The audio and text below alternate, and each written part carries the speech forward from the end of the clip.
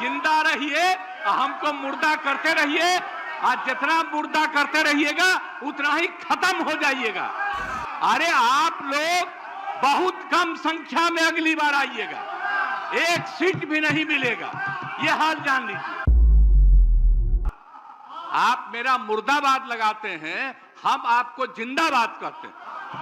बाहर भी बोल रहे हैं, जितना बार लगाना है मुर्दाबाद लगाइए, हम आप सबका जिंदाबाद करेंगे। जिंदा रहिए, हमको मुर्दा करते रहिए। आज जितना मुर्दा करते रहिएगा उतना ही खत्म हो जाइएगा। अरे आप लोग बहुत कम संख्या में अगली बार आइएगा, एक सीट भी नहीं मिलेगा, ये हाल जान लीजिए। इसलिए लगाओ नारा, खूब नारा लगाओ। हम इसलिए कह रहे हैं जिंदाबाद कि घर में रहना, यहां आने की जरूरत नहीं है। क्या नहीं कर दिया, सारा काम, एक मिनट, सारा काम सरकार की तरफ से किया जा रहा है। आप गड़बड़ कर रहे थे तो आप ही लोग कर रहे थे, अभी हम सबको सुधार कर दिया, एक एक काम कर दिया, और अब आप लोग बोल रहे हैं। और कल ही हमने कह दिया, लागू हो गया। और कहिएगा अधिकारी को हटाइए, यह आपका अधिकार है। सरकारी अधिकारी को किसी चीज से हटाने का और उसका मांग करना आपका गलत है, यह बिल्कुल गलत है। ईमानदार आदमी के खिलाफ आप लोग कार्रवाई कर रहे हैं। जो सबसे ईमानदार है उसके खिलाफ कार्रवाई करते हैं। ऐसे अधिकारी जो किसी का धंधा इधर उधर नहीं सुनता है और उसी के खिलाफ एक्शन लेते हैं, बहुत गलत बात है। और आप लोगों को जितना मर्जा करना है उतना जोर से हंगामा करिए, और यही करते करते 2 साल के अंदर आप क्षेत्र में हंगामा करते रहिएगा।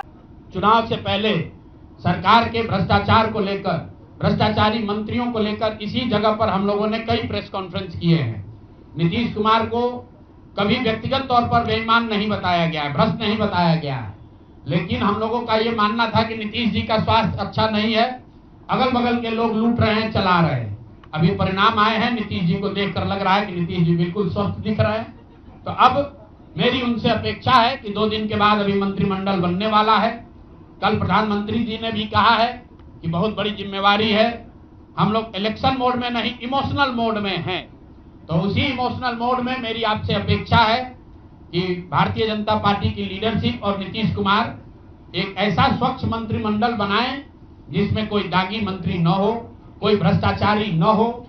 जनता ने आपको सरकार बनाने का मैंडेट दिया है, भ्रष्टाचार करने का, भ्रष्टाचारियों को सरकार में शामिल करने का मैंडेट नहीं दिया है, भ्रष्टाचार करने का मैंडेट नहीं दिया है, लूटने का मैंडेट नहीं दिया है। तो मैंडेट, बिल्कुल मैंडेट का सम्मान है।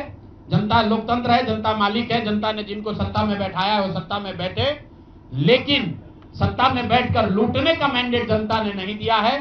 तो मेरी अपेक्षा है कि नीतीश जी, माननीय प्रधानमंत्री मोदी जी, अमित शाह जी, जिन्होंने बिहार की जनता को ये बताया है कि हम आपका विकास करेंगे, आपके बच्चे अब गुजरात नहीं जाएंगे मजदूरी करने, तो भाई अब आपकी जिम्मेवारी है ऐसा मंत्रिमंडल बनाइए ताकि बिहार के लोगों का पलायन बंद हो, यहाँ से बेरोजगारी खत्म हो, और जो पिछले 5 साल से लोग भ्रष्टाचार से जूझ रहे हैं वो आगे भ्रष्टाचार न हो।